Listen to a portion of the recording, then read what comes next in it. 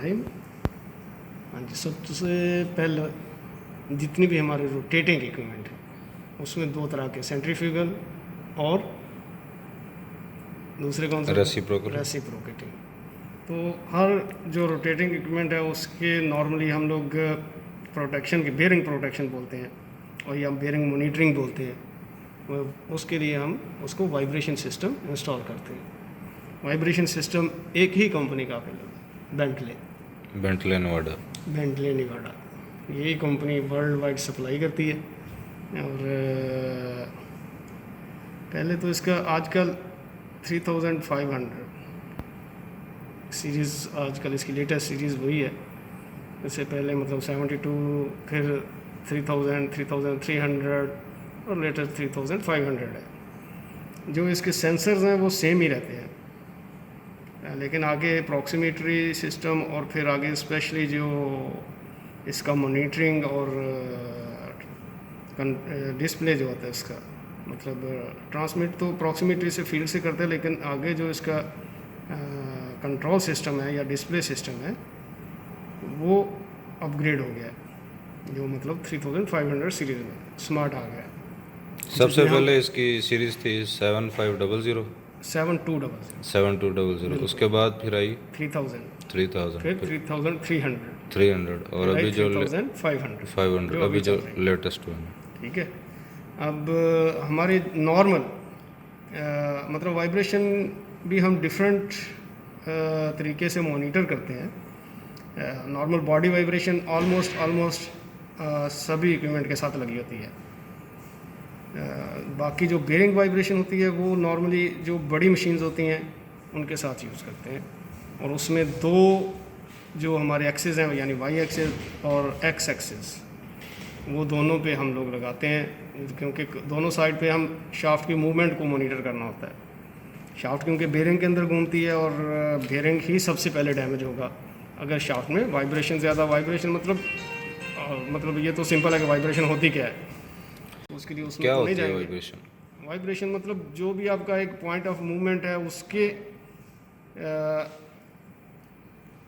360 degree कहीं भी, ये समझें आपका एक शाफ्ट है ये वाली। अब ये शाफ्ट रोटेट करेगी तो अपने अगर इस पॉइंट ऑफ मूवमेंट के अंदर मूव कर दिया तो नो वाइब्रेशन। अब इसके किसी भी एंगल में ये वाइब्रेट कर सकती है 360 डिग्री में, ठीक है ना। तो ये मूवमेंट जो इसकी है उसको मॉनिटर करने के लिए हम लोग ये प्रॉक्सिमेट्री सिस्टम या वाइब्रेशन सिस्टम यूज़ करते हैं। अब शाफ्ट ये एक्स एक्सिस है, तो यहाँ पे जो लगती है उसको कहते हैं एक्सियल प्रॉब्स। यहाँ नॉर्मल इसके दो तरह से इंस्टॉल होती है। एक तो ये शाफ्ट की फिनिशिंग के हिसाब से भी लगाते हैं कि ये फेस है इसका और इसको भी मॉनिटर करते हैं, लेकिन नॉर्मली एक्सियल की भी प्लेट होती है। ये प्लेट के ऊपर जो इसके साथ होती है तो इसको भी मॉनिटर करते हैं। तो नॉर्मल दोनों तरीके से लग जाती है, मतलब इसी में शाफ्ट को मॉनिटर करते हैं या फिर वाइब्रेशन प्लेट को, ये जो बेयरिंग के साथ होती है, हाउसिंग समझ लें बेयरिंग की। ठीक है, ये आप एक्सियल की बात कर रहे हैं। एक्सियल की ये असल। अब एक होती है रेडियल जो इसके वाई एक्सिस पे लगती हैं, ये 45 डिग्री पे लगेगी, दो लगेंगी, तो एक दूसरे के साथ इनका एंगल 90 का होगा और शाफ्ट के साथ इनका एंगल 45 का होगा। 45 तो ये स्ट्रेट लगेंगे, सिंपल एक्सियल। ये जो है हमारी एक्सियल और रेडियल, ये लिख दें यहाँ पे एक्सियल और ये रेडियल, ठीक है। ये हमारी एक्स एक्सिस और ये हमारी वाई एक्सिस, ठीक है। ये वाई एक्सिस है, वाई एक्सिस और ये एक्स एक्सिस। अब जो हमारी एडजस्टमेंट होती है ना प्रॉप की, वो नॉर्मली जो 3500 सीरीज़ है ना, जो आइडियल है इसकी जो हम कहते हैं रेंज है 0 to 100 मिल, ठीक है जी। अब मिल बेसिकली जो है वो डिस्टेंस, माइक्रो, यस माइक्रोमीटर आप समझ लें, डिस्टेंस का यूनिट है। 1/1000 ऑफ इंच यानी 1000 of inch, 1,000th half inch is equal to 1 mil. 1 mil. Okay, तो अब इसका जो लीस्ट काउंट होता है ना, वो होता है 200 मिली वोल्ट पर मिल। मीन अगर 1 मिल वाइब्रेशन आती है तो 200 मिली वोल्ट गैप चेंज होगा, उसका वोल्टेज चेंज होंगे। सही। तो 5 मिल के ऊपर इसके 1 वोल्ट आएगा, right. 5 mil is equal to 1 volt. 1 volt. अब अगर हमने इसको 0 to 100 मिल करें तो 100 मिल पे इसका कितना आ जाएगा? 500। 5 वोल्ट, राइट। यस। तो 5 वोल्ट का मतलब 1 to 5 हमारा जो है डिजिटल सिग्नल होता है, तो आप इसको 4 to 20 समझ लें या इसको मैक्सिमम गैप कह लें। अब लेकिन ये आइडियल कंडीशन होती है कि 0 to 100 तक ये पड़े। सही। तो ऐसा होता नहीं है बेसिकली। अगर आप इसको कैलिब्रेशन करें कभी भी, तो आप स्टार्टिंग में ये आपको ना तो लीनियर मिलेगी, ना इसका रिस्पांस उतना सही मिलेगा। तो ये नॉर्मल पहले जो 7,200 थी, 200 सीरीज़, जिसको 7200 सीरीज़ कहते थे, इसकी जो सेटिंग होती थी 7.5 पे होती थी। क्योंकि ये सिस्टम, ये सेंटर था उसका। तो ये सिस्टम जो था, ये समझे 20 ये 20 से 15 लेके 80 तक, या 25 से 75 तक ये लीनियर था।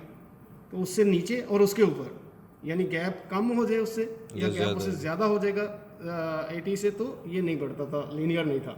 और रिस्पॉन्स मतलब वो कुछ गड़बड़ हो जाता था, मतलब वो लीनियर, मतलब उसकी वो सेंसिंग समझो ख़त्म हो जाती थी। इसलिए इसको 7.5 पे रजिस्ट करते थे।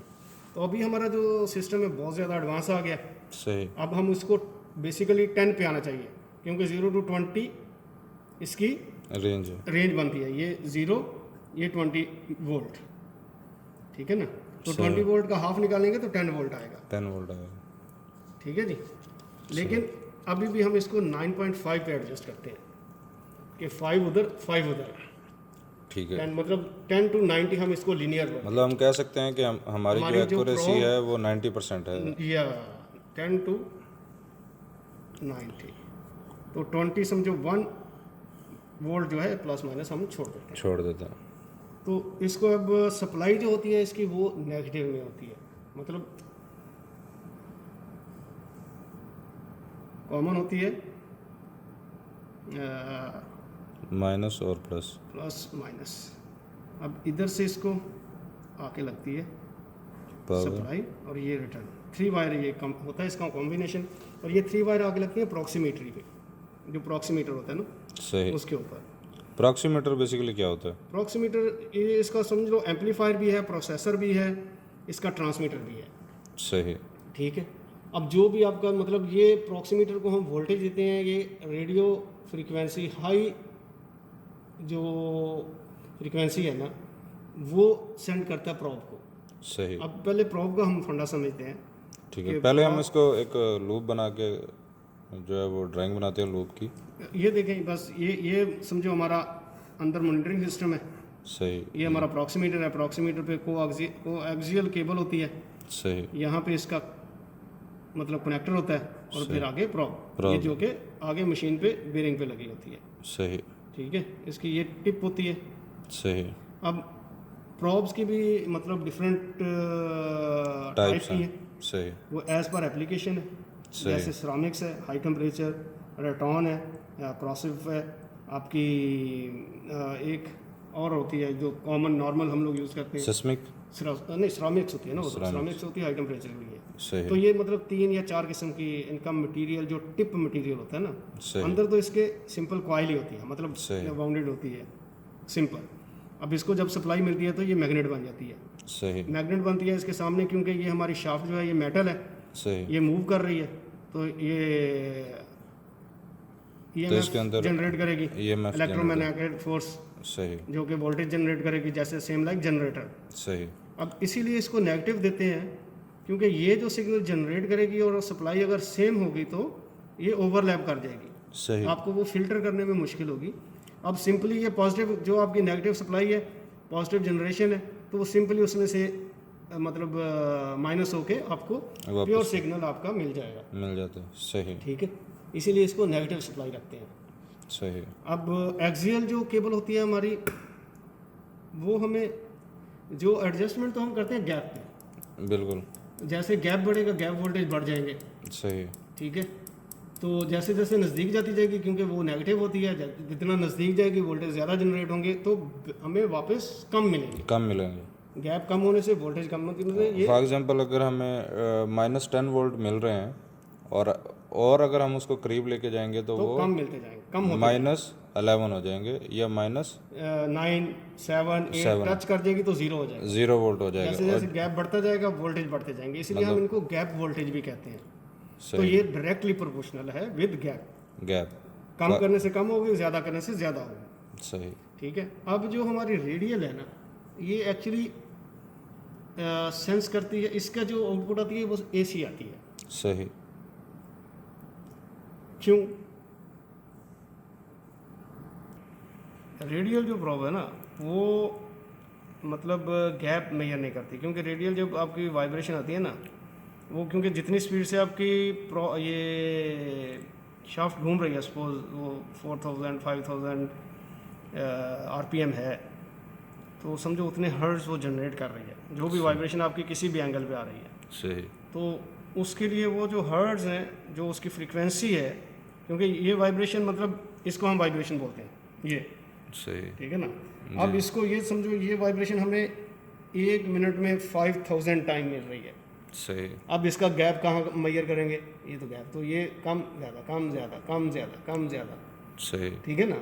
अब ये तो गैप नहीं मेजर कर सकती, तो ये वो फ्रीक्वेंसी काउंट करती है सही। जो ये आती है इसके वाइब्रेशन से।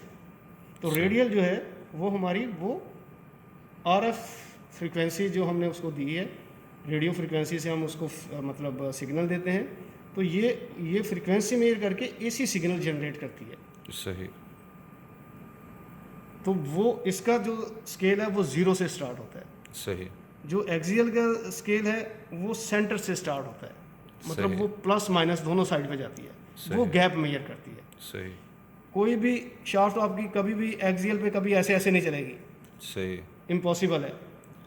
वो उसकी 2 चीज़ें होती हैं, एक तो उसमें हम लोग टूवर्ड और अवे, ये जब भी मैकेनिकल की हेल्प से हम लोग एडजस्ट करते हैं, तो उसको जो उसका मतलब टॉलरेंस होती है मूवमेंट की, सही। वो पहले हम निकाल देते हैं उसको।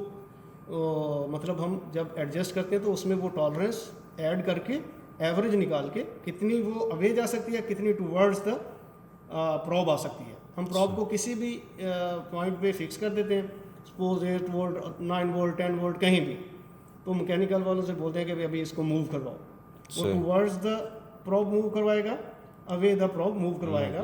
वो दोनों मूवमेंट में कितने वोल्ट डिफरेंस है वो हम उसको हाफ करके दोनों साइड पे ऐड कर दें, मतलब एवरेज निकाल के उसको सेंटर निकाल लें। सेंटर निकाल लेंगे। सही। ठीक है, और तो वहाँ फिर पे उसको वो एडजस्ट कर दें, एडजस्ट क्योंकि इतना तो वो मूवमेंट, सही। उसमें टॉलरेंस ऑलरेडी है, इतना वो मूव करेगी।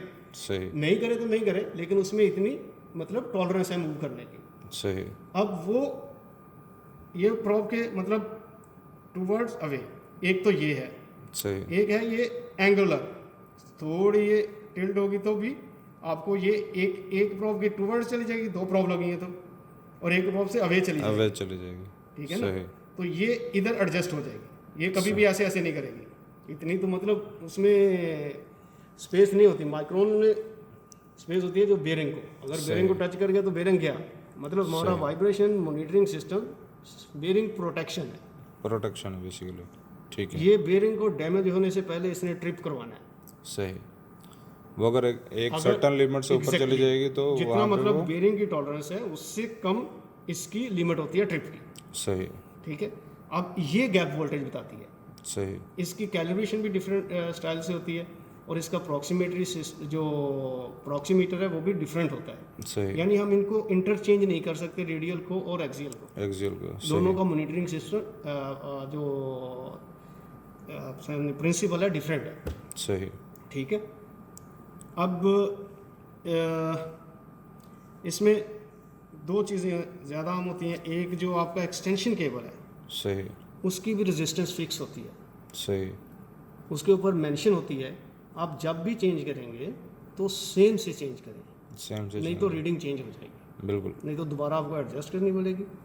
और अगर नहीं करेंगे उसी में मतलब आपने जैसे आप मेंटेनेंस में जाते हैं, आपने देखा यार ये केबल ख़राब है, आपने चेंज कर दी, अब वो डिफरेंट अगर रेजिस्टेंस की है तो आपकी रीडिंग चेंज हो जाएगी। चेंज हो और जाएगी। इतनी आप मतलब इतना आपके पास मार्जिन नहीं होता कि आप उसको दूसरी से चेंज करें, और चेंज होने से के बाद जो उसका रीडिंग वैल्यू में चेंज आएगा वो आपको अलार्म में भी जा सकता है और अलर्ट में भी जा सकता है। सही, क्योंकि वो इसलिए सेम केबल से हमें, केबल हमें चेंज करनी है। क्योंकि वो V is equal to I R, exactly और अगर R चेंज होता है तो हमारे V भी चेंज होते हैं, वो डायरेक्टली प्रोपोर्शनल होते हैं। एग्जैक्टली। सो सही। नॉर्मली इसमें कभी कभी ऑयल हो जाता है, फ्यूम आ जाते हैं, क्लीन करने से भी वो सही हो जाती है। और इसकी रेजिस्टेंस हम लोग को वेरी करने मतलब चेक टेस्ट इसका यही है कि रेजिस्टेंस चेक करें।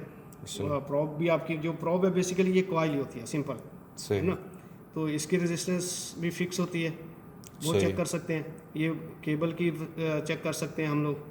सही। तो ये ठीक है, तो समझेंगे ये हमारा पार्ट ओके है। ओके, फिर हम कंट्रोल सिस्टम की तरफ तो जा इसके बाद ये हमारा ये क्या है? Proximeter। ये प्रॉक्सीमीटर है। प्रॉक्सीमीटर मतलब तो सिंपल मतलब वो सॉलिड स्टेट टाइप होता है, इसमें कुछ भी मेंटेनेंस फ्री है, बिल्कुल सही कुछ भी नहीं कर सकते।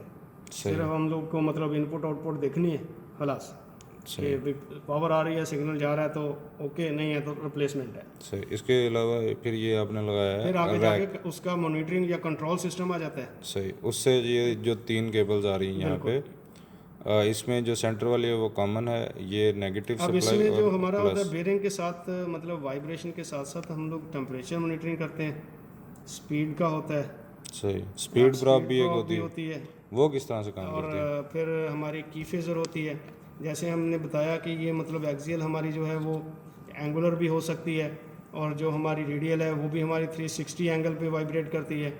ठीक है, तो ये मतलब एनालाइज करने के लिए जो की फेजर है यूज़ होती है बेसिकली, कि विद जो हमारी मतलब शाफ्ट मतलब अगर कपलिंग है, मल्टीपल कपलिंग्स हैं हमारी शाफ्ट में, सही ठीक है, एक ड्राइवर है, हम लोग उसको मतलब ड्राइवर हमारा एक समझो इंजन है या हमारी टरबाइन है, सही उसके मतलब आगे हमने जो ड्रिवन इक्विपमेंट हैं या जो ड्रिवन एलिमेंट्स हैं हमारे वो मल्टीपल हैं, तो उसमें कपलिंग ज़्यादा होंगी।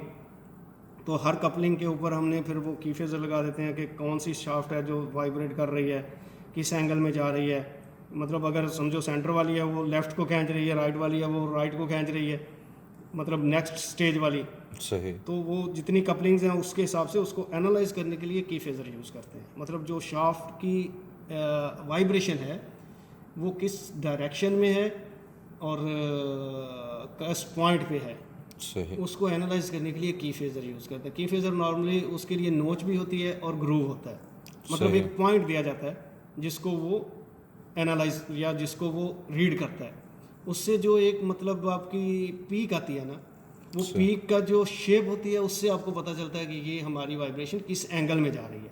समझे, ये हमारी समझे उसमें ग्रूव है तो ये ऐसे नेगेटिव साइड पे आएगा ऐसे, ठीक है, सही ये आ गया। नोच है तो एकदम सॉरी ये हमारा नोच से आएगा क्योंकि गैप कम हो जाएगा ना।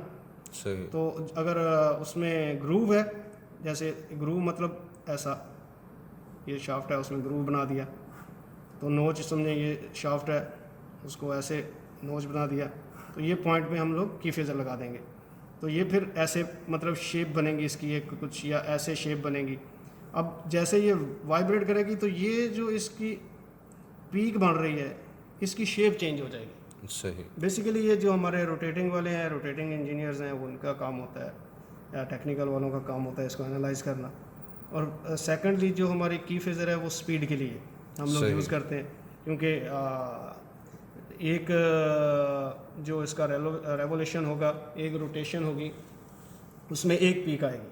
सही तो जितनी 1 मिनट में पीक आएंगे उतने हम उसको आरपीएम कह देंगे, भाई इतनी बार आया ये तो इसका इतने आरपीएम है। सिंपल है ये।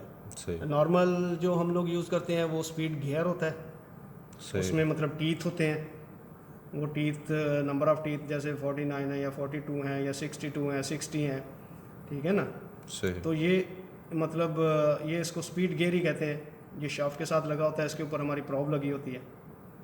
वो की फेजर भी हो सकती है और पिक ऑफ भी हो सकती है, मतलब मैग्नेटिक भी हो सकते हैं, जो स्पीड प्रॉब्स दूसरी यूज़ करते हैं हम नॉर्मल।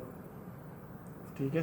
ये एक्टिव और पैसिव होती हैं। जो एक्टिव होती हैं उनमें मतलब मैग्नेट होता है, पैसिव को सप्लाई के साथ हम मैग्नेट बनाते हैं, सही। ठीक है। और ये भी सेम मतलब वही जनरेटर है, गैप कम ज़्यादा होगा तो उतनी फ्रीक्वेंसी आएगी, जितने सही। टीथ हैं उतने मतलब हम लोग उसको काउंट कर लेते हैं, सही। ये मल्टीप्लाई बाय बेसिकली इसमें भी ईएमएफ पैदा होती है, exactly same same same principle principle पे काम करती है। वही है, इलेक्ट्रोमैग्नेटिक फोर्स ही है और जनरेटर ही है, ये सब जनरेटर ही है, मतलब वोल्टेज जनरेट करेंगे। और उसके बाद जो हमारा प्रॉक्सिमेट्री लगा हुआ है उससे होते हुए ये हमारे रैक सिस्टम में चले जाएंगे, बिल्कुल। वो एनालाइज करके जो और है रैक हमारे इसका अपना है, मतलब उसमें पावर सप्लाई है, मतलब प्रोसेसर है, और फिर आगे कार्ड्स हैं, टेम्परेचर कार्ड हैं, वाइब्रेशन कार्ड हैं, स्पीड के कार्ड हैं।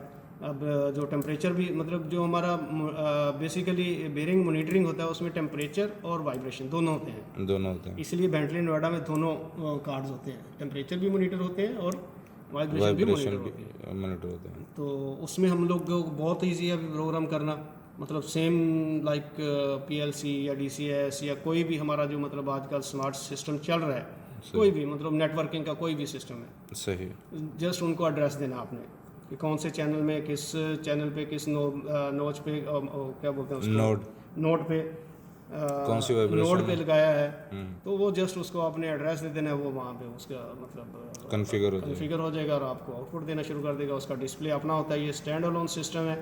इसको अगर आपने डीसीएस में लेना है या कहीं डिस्प्ले लेना है या किसी अपने कंट्रोल सिस्टम में लेना है तो उसके साथ ये थर्ड पार्टी कम्युनिकेशन प्रोटोकॉल होता है, सही। वो आप उसको मतलब इंस्टॉल कर सकते हैं, इनका सॉफ्टवेयर वो सीधा मतलब उसके साथ कम्युनिकेट करेगा और आपको पूरा ये सिस्टम आप डीसीएस में मॉनिटर कर सकते हैं। लेकिन जो है इसका अपना स्टैंड अलोन होता है, ये ना डीसीएस में होता है ना पीएलसी में होता है, इसका अपना सिस्टम है, अपना सिस्टम। तो वहाँ से आप इसको as a third party communication control system में भी ले सकते हैं, आप अपना मतलब डिस्प्ले के लिए ले सकते हैं, कहीं भी यूज़ कर सकते हैं। चलिए, बहुत शुक्रिया। उम्मीद है कि काफ़ी हद तक आपको वाइब्रेशन सिस्टम की समझ आ गई होगी, और इसके अलावा अगर आपका कोई क्वेश्चन है या कमेंट है तो आप नीचे कमेंट सेक्शन में कमेंट कर सकते हैं। अपना बहुत सा ख्याल रखिएगा। अल्लाह हम सब का हामी और नासिर हो। अल्लाह हाफिज़।